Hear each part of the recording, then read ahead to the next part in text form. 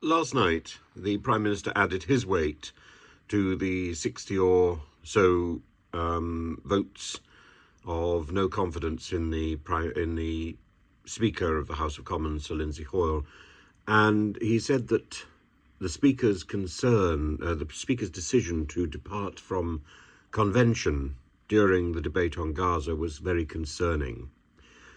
The Speaker is now facing serious pressure to quit because he overturned the convention that an opposition motion would at least get a chance to vote on its own opposition by giving an amendment to the Labour Party and to the government party. Now, under convention, the government always has the right to put in an amendment.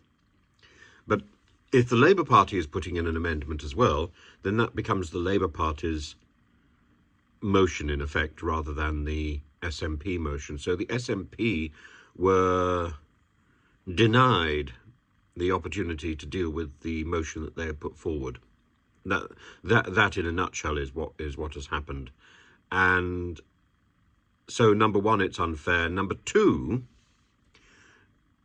it solved a problem for Sir Keir Starmer. In other words, the Speaker of the House was biased towards Labour. Now, the Speaker has defended himself by saying that what he did was to try to give opportunity to everybody and to ensure that politicians weren't threatened by thugs outside the chamber. There was a huge crowd outside the chamber, and that crowd is very much part of an echo chamber itself, where anybody who doesn't say precisely what they say is an enemy, which is very, very worrying. It's a worrying position where the slogan becomes the reality. The slogan is never the reality. The slogan is a thing that people have been taught to bleat.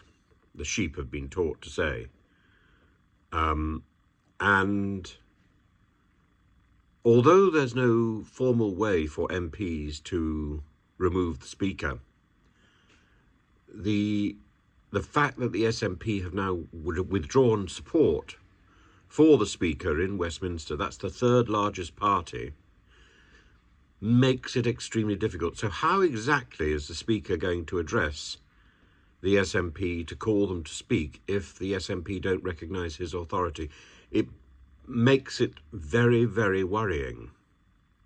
And the Commons Speaker is dependent on the idea that he is a fair referee. Now, of course, there's also the issue that this is simply an ugly political mess, that rather than dealing with the serious debate at hand, it all became a debate about the House of Commons.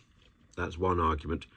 And the other argument is that it's when you don't like football, you start when you don't like a football match. I don't like football. That was a Freudian slip, wasn't it? When you don't like a football match, you start complaining about the referee. It's cheap.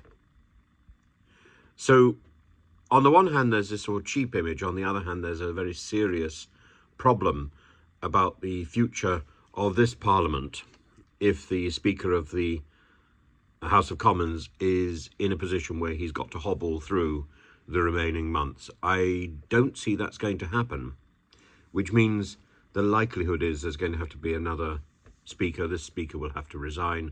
Another Speaker will be elected. I think Chris Bryant stands a very strong chance of being that person, except that by convention it should now be a Conservative, or maybe even an SNP member. And then there's a general election. What if that person who's elected as Speaker isn't elected into the House, and so on? There's a lot of interesting questions that come up if the Speaker is to resign. But I think the mood is that he probably will be forced into that position, unless there's a sudden turnaround by the SNP. The SNP has significant power and leverage at this moment, and I don't see the SNP abandoning that.